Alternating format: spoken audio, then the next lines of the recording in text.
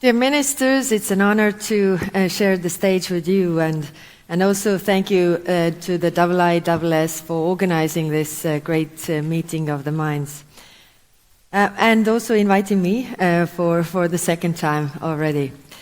So this year marks 80 years since the end of World War II, when autocratic powers tried to bend the global order to their will and lost. 80 years ago, freedom prevailed. We collectively established the rules-based international system with the United Nations at its core. We developed legal principles to try crimes of atrocity. We established international law to protect territorial integrity. We signed the United Nations Charter. This is a treaty that binds every United Nations member by law. 80 years after the end of World War II, some actors are subverting its very foundation. It is the greatest challenge of our time. 3 points. First, Russia is waging an illegal war of aggression by invading a sovereign state. The UN Charter is very clear. It provides only 2 legal grounds for the use of force: self-defense and the authorization of force by Security Council in response to a threat to peace, a breach of aggression, or an act of aggression. There are no root causes under international law that allow for the use of force. North Korea directly contributes to the illegal aggression with soldiers, arms, and ammunition. And China says it's neutral, but its dual-use experts are fueling Russia's war. When China and Russia speak of leading together, the change is not seen in 100 years, and of revisions of the global security order. We should all be extremely worried. Back in 2022, former Japanese Prime Minister Kishida warned from this stage that Ukraine today might be East Asia tomorrow. We are over 3 years into the war now. We speak in Europe that Ukraine's defense is our defense, but it is defense of our common security. We have to stop Russia in its tracks. If we don't, all we do is validate the claim that you can just take your neighbor's territory by force. If we don't defend the law, we validate aggression. Second, Europe and Asia also share many other security challenges. On maritime security, we share a commitment to the United Nations Convention on the Law of the Sea. And the EU always speaks out when countries challenge this, including in the South China Sea. We also speak out when tensions escalate in the Taiwan Strait, and we oppose any unilateral attempt to change the status quo, including by force or coercion.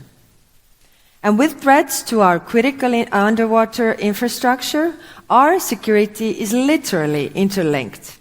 In 2023, a Chinese-flagged ship dragged its anchor for over 180 kilometers in the Baltic Sea, damaging gas pipeline and undersea cables. Reckless at best, sabotage at worst. This behavior should be under global scrutiny, as it is in the interest of us all. European and Asian partners should work together to protect our undersea cables, and we should be ready to review existing law to ensure it is fit for this area and can address these challenges. We should also collectively address the challenge of shadow fleets. The European Union has already imposed sanctions and is prepared to take further action in this regard.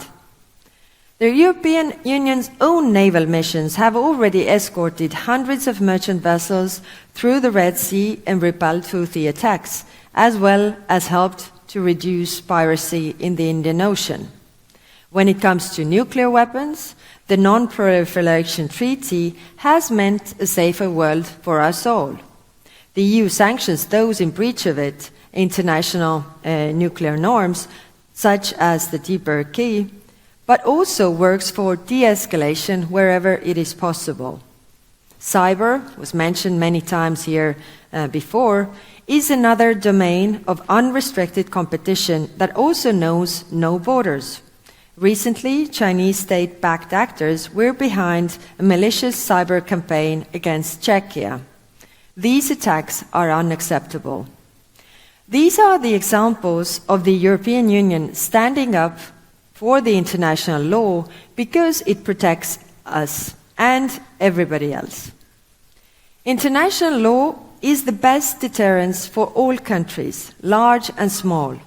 The rules-based global order is also the only guarantee for our safety and self-determination.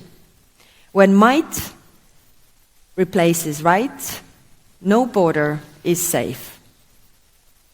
In the era of major instability, this system is more important than ever. If anything, this is the era that it was built for. But we have to enforce the rules and reinforce them if need. Third, those who breach international law are often the same as those who see international relations as a zero-sum game. It is not. Our strategy for the Indo-Pacific is the exact opposite of this. It is about building strong partnerships in our mutual interest. All of us are always better off when we work together. The EU offers reliable and credible partnerships. You can trade with us, innovate with us, and lead the green transition with us. We are the world's largest trading bloc, a top 3 investment partner to most countries in the region. And our power is not only economic. In the face of these geopolitical challenges, the European Union has shifted gear, reimagined our own paradigm as peace project backed up with hard defense. We are making up to 800 billion euro available for investments in defense. And we are fast becoming a global security partner too. We have agreed security and defense partnerships with Japan and the Republic of Korea, for example. We would like to deepen our security relations with India and Australia and many others as well. Europe has a long-term strategic commitment to this region. Esteemed guests, the World War that ended 80 years ago this year came at too high cost for humanity to throw away the achievements we have made.